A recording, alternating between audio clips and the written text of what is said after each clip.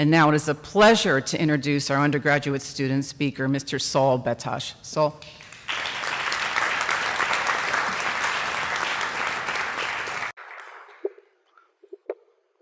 So before I start, they told me my speech had to be exactly 3 minutes.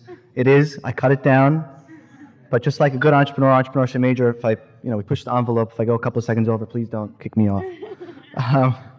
So first off, I'd like to thank our esteemed trustees, the wonderful Dean DeCarolis, the greatest professors and staff I've ever known, and of course, fellow graduates.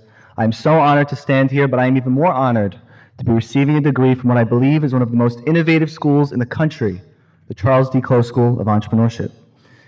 In all honesty, I initially didn't really know what I wanted to say here today. After all, most of the people you've seen on YouTube standing in front of a podium, wearing a cap and gown, are either experts in something really important or they've achieved great success. I've done neither.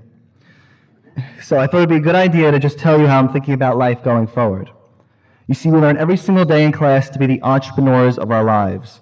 That being an entrepreneur is not just a way to run a business, but a way to run your life. But how do we become the entrepreneurs of our lives?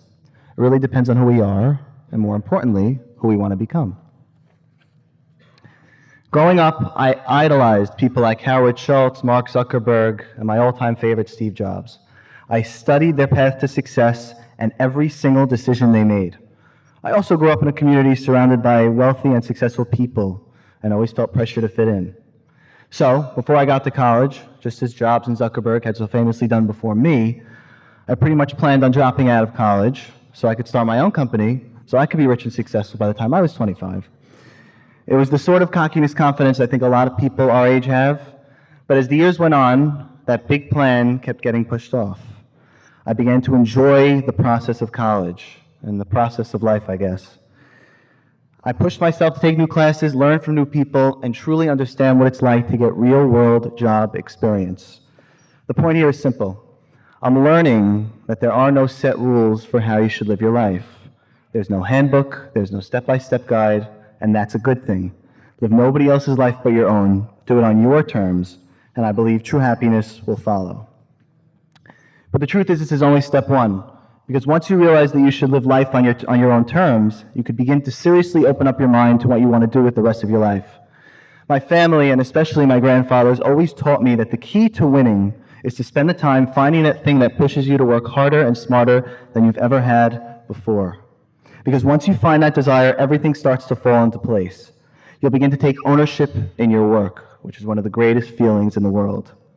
And if I'm being honest, I'm still trying to find that want, that desire. It takes time, and like I said, I'm in it for the ride. But we've watched people literally change the way the world works. I mean, Steve Jobs and Elon Musk did amazing things with nothing more than a pure desire to make big things happen. They are no different than us. And I'm beginning to believe that the world was made for us, that we've just got to tap into it. However, I'm definitely not going to stand here and say everything's going to be perfect. Oftentimes, life will take its toll. There will be lots of failures along the way. I mean, we've read enough case studies in class to know it by now. But we've got to be able to learn from those failures, because the truth is, life is a never-ending process. We're constantly going to be reinventing ourselves, constantly figuring it out. And honestly, I think that's okay. Enjoy the process. But we've got to have the conviction, the compassion to forgive ourselves, but the conviction to trust ourselves in every single thing we do going forward. And I'm just going to end off with this. Let's face it, let's be real, we are all absolutely petrified of the unknown. But every single day, we have a choice. Do we let the fear consume us, or do we become better than that fear that lives inside of us? You've got to believe that every day is somehow going to be better than the last, that God, the universe, or whatever you want to call something that's bigger than yourself is looking out for you every single day. That is pure positivity and optimism, a way to live your life, and what I believe is the true key to happiness. Thank you.